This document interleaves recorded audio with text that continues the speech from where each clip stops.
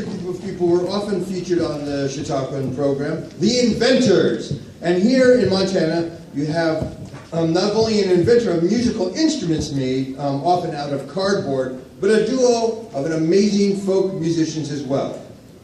Are we getting close to ready? No.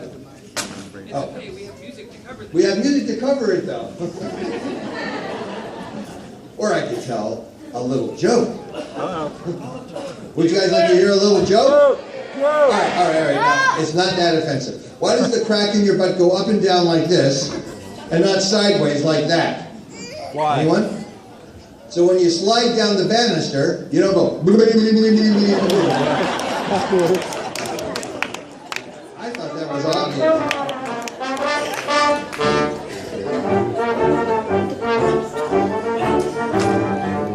Here they are, ladies and gentlemen. Please welcome Ray and Shirley Jacobs.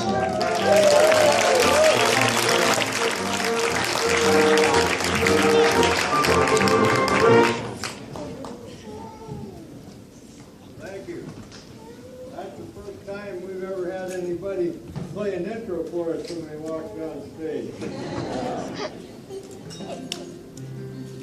About a year ago, I was taking a weekend course in writing folk music songs, and I got to the night before it was supposed to happen. I hadn't got anything written, and so I sat down about a half an hour and wrote this one about the week that I had just had.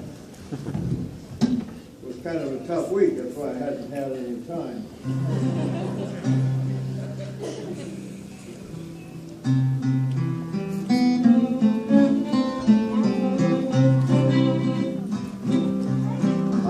Planning to write a song, but there's too much on my mind. Hard to write when things go wrong, there's too much on my mind.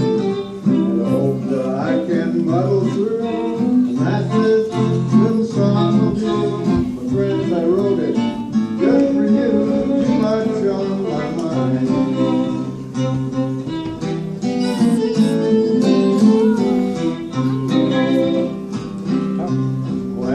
Doctor, and I cried on his shoulder, too much on my mind.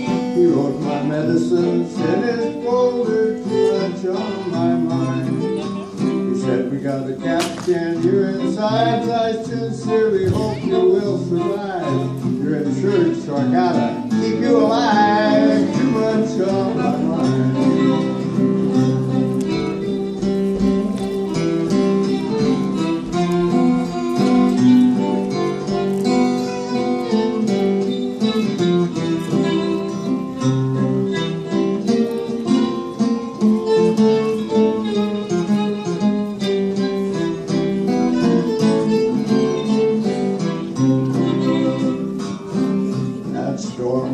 Was a real rip snorter, too much on my mind. Turned my road into a gutter, too much on my mind. I had to buy and spread a whole lot of gravel in order for me to be able to travel. My nerves are starting to unravel, too much on my mind.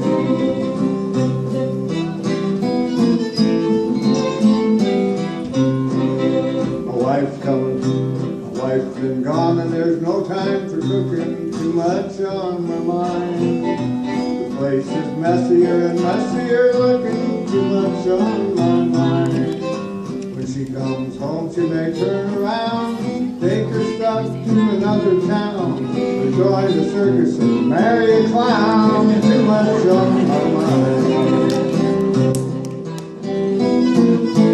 Too much on my mind.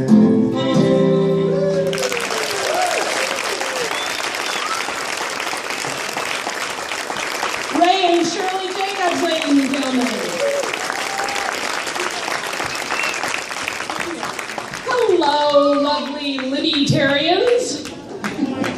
What did she just say? I'm Amy Engelhardt, and I found this Chautauqua as well. And let me tell you, 60 people camping downtown, that's not too hard to find. So I did find them. Oh, don't get me started with that. Okay, too late. So how did the Chautauqua movement start? Do you want to know? Sure. Ladies and gentlemen, and I use that term loosely because I met some of you, do you really want to know? Yes. Of course you want to know. Okay. Not long after the American Revolution, Josiah Holbrook, who was a professor at Yale as well as a farmer, had a vision. He saw that the citizens of this new and struggling country had liberated themselves to form a republic based on the rule of law. Now, that wasn't an entirely new invention because it had been tried before with a lot of success in the ancient Greek city-state of Athens about 2,300 years ago. The Greek democracy thrived because the voting citizens were well-educated in body, spirit, and mind. Holbrook began by giving lectures in various communities about geography, and he found that people were eager to learn. His lectures were very popular. He realized that working adults still hungered for education and self-betterment. Holbrook's core idea was that rural communities would form societies of citizens dedicated to the idea of perpetual learning. And to do this, they would have discussions on various topics in a regular manner. He called his idea the Lyceum, from the name of a grove of trees under which the students of Aristotle listened as their master taught. Boy, how'd you know this stuff? It's all English to me. Members of each Lyceum would research some topics of interest, and then they'd make a presentation to the rest of the Lyceum assembly. However, what garnered the most interest were the hired experts that were brought to these meetings, often someone of note. Thank you. Still sporting your theatrical suspenders of disbelief? Well, then please help me welcome Professor Kuzma Karamazov, who is going to give us a lecture on visual music. Hey, let's head back to Troy.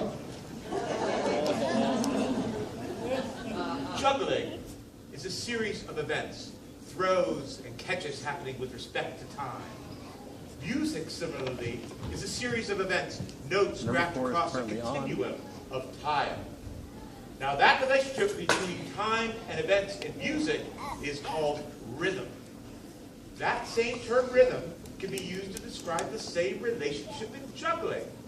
So, as we've just seen, juggling is rhythm and music is rhythm.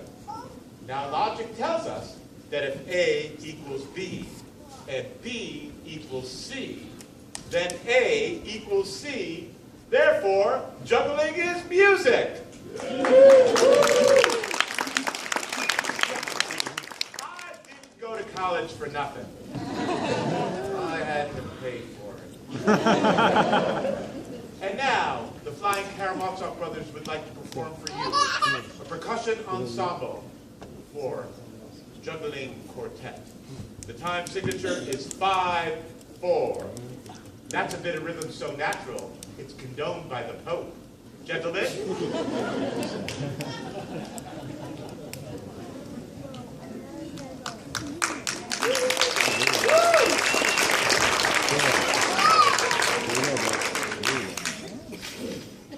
A 1, 2, 3, 4, 5.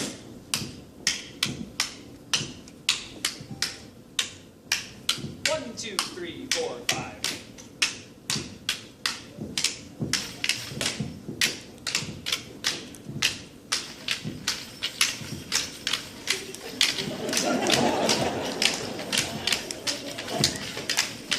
If you like to dance, feel free.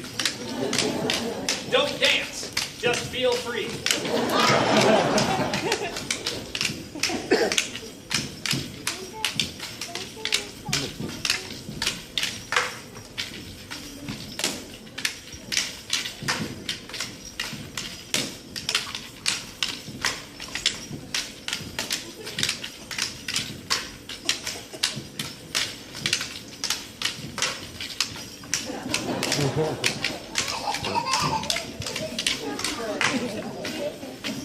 Yeah! Woo! Whee! 1, 2, 3, 4, 5. 1, 2, 3, 4, 5.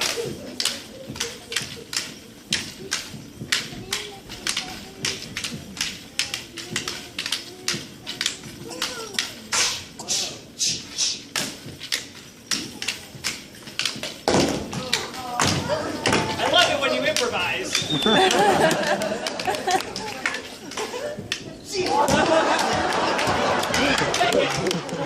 Wow! I've got rhythm! Where are you guys going? Woo!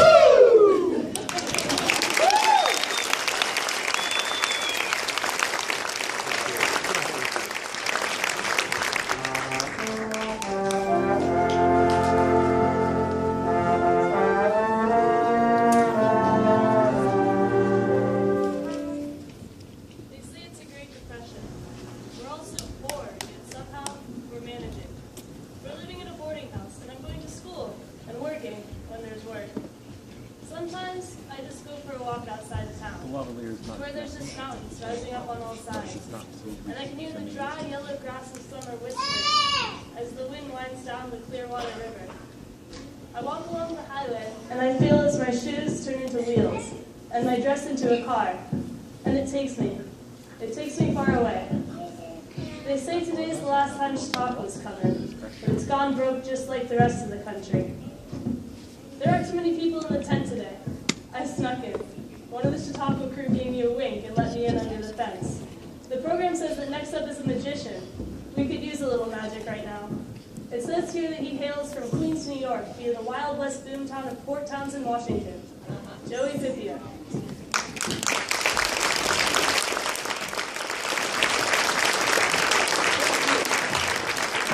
What more do we wish than to communicate with those just beyond our grasp, those who dwell in the spirit world?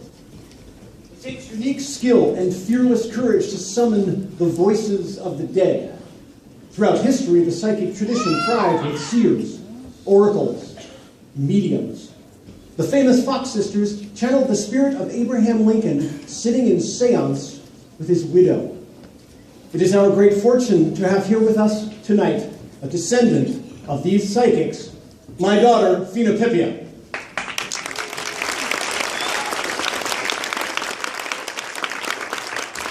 Within all of our hearts, there is only one person that we long for. One man whose depth of feeling, manly mind, and soulful heart transcended the petty plotting of our world and made us collectively great.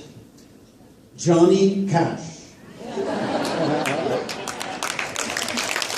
We long to speak to him. There is so much we want to ask. The great medium, Fina, is our window into that world. Through her, we will speak directly with our dearest folk hero. Let us prepare the chamber. I need 2 helpers from the audience. I don't know if there are house lights, but if there are house lights and we can get the house lights up, that would be super. Hi, what's your name? Nate. Nate, you think you could be one of our... You sure? Okay. Nate says no. And it's okay. You don't have to say it, but do remember, the show is a 2.5-hour show. What's your name? Pardon me? Corey, why don't you come on up here? Corey, excellent. And Corey, and what's your name? Larry, come on up here. Larry, Corey, and Larry, come on up here. Excellent. Excellent. Here we go. Very tall. Come on. Now. Yes, it's a long walk to this part of the stage, isn't it? All right. You 2, why don't you stand on each side of Fina? One here and one there. Take this, and you 2 stay right there. You 2 will secure the medium. I want you to do just as I do. Hold it like this. Bring it underneath, cross up on top, tie a knot over the top. Excellent. Pull it tight. Pull it tight. Yes, pull it as tight. Yes. And now another one on top, and leave the ends long. And you go ahead and tie that on top. Leave the ends long so that she can be tied in the back. Just one more knot. Good. Pull tight. Pull hard. Pull hard. Good. You stay there. You can both let go of the ropes. You'll stay there. And I want you to stay there as well. And I want you to take these knots, these ropes right here, and I want you to tie them tightly so that she's secured from the back. The precarious dangers of the spirit world require that she be bound. I'll put my finger there for you. There you go. Step this way so everyone can see it, because we want to make sure. That's right. Good. Good. Sit right here. She's going to sit here. Now, you take this short rope here. You take this short rope here. And each of you tie one ankle to each chair leg. Step right in. Yes, step right in. Yes, nice and tight. Pull it tight. She needs to be vulnerable enough to invite the spirit, yet secure enough so as not to be unwittingly ushered into the spirit world herself. Is she tied? Each of you step outside the chamber. We have two stagehands who will man the chamber. You can step right here, young man. You two will come out and man the chamber. We need to create now a concentrated space wherein the spirit may choose to enter and speak. You two will man the chamber. When I say positions, take the curtain in your hand. When I say lift the curtain, you lift it up above your head. When I say lower the curtain, you immediately lower the curtain. It's crucial that you follow my instructions. Positions. Oh, lift the curtain. And lower the curtain. We have two very good lifters here, ladies and gentlemen. This is going to go very nicely. Next, we must thin the layer. The layer between this world and the world of Johnny Cash. To do that, we must put the medium in a cash-sensitive state. We do that with items that belong to Johnny himself. These, some personal effects, and these, his greatest hits. And finally, we will all sing the chorus to his favorite song, Burning Ring of Fire. Can I have everybody please sing that with us? Ring of fire. Everyone, it burns. Let me hear you. Down, flames. Sing it higher. And it burns. Burns, Let me hear you. That ring of fire. Nicely done. That ring of fire. And it burns, burns, burns. Last time. That ring of fire. That ring of fire. The medium is now in a dangerous, receptive trance. Let us erect the chamber and see if the spirit chooses to enter and speak. Positions. Lift the curtain. Now, Johnny Cash, we feel your presence. Speak to us, Johnny Cash, please. Please lower the curtain. You two, who tied her, come quickly. Make sure she's still tied. Excellent. Come right here. Pull right here. Pull tightly. Pull. Pull. Both of you, pull. Make sure the ankles are she's still tied. Yes. Okay. Good. He, Johnny Cash, has more to say. An innocent will now be placed within the chamber. That's you. Sit right here. A civilian must anchor the medium in this world, so she will not be drawn into the spirit world, the world of Johnny Cash. For your safety, as well as the medium's, you will wear this blindfold. Please put one hand on the medium's head and one hand on the medium's knee. Do not move your hands. Position. Lift the curtain. Now, Johnny Cash, we feel your presence. Please lower the curtain.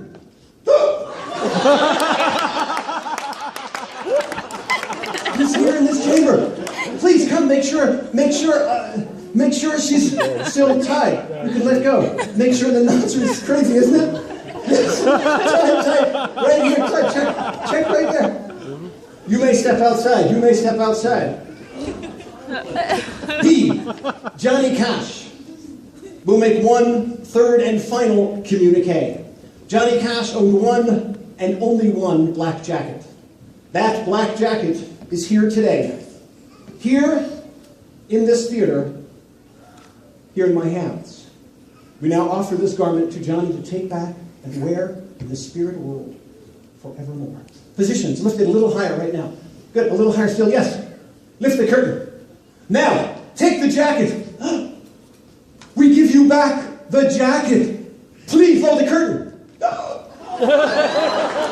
Come, make sure she's tied. The ropes, look, are under the jacket. Pull, check, make sure the ankles are tight. You may all go to your seat. You two gentlemen may go backstage. Thank you so much.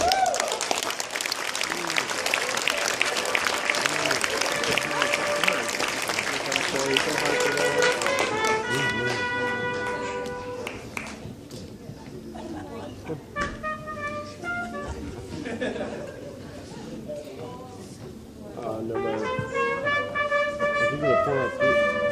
Holy, yeah, okay. Thank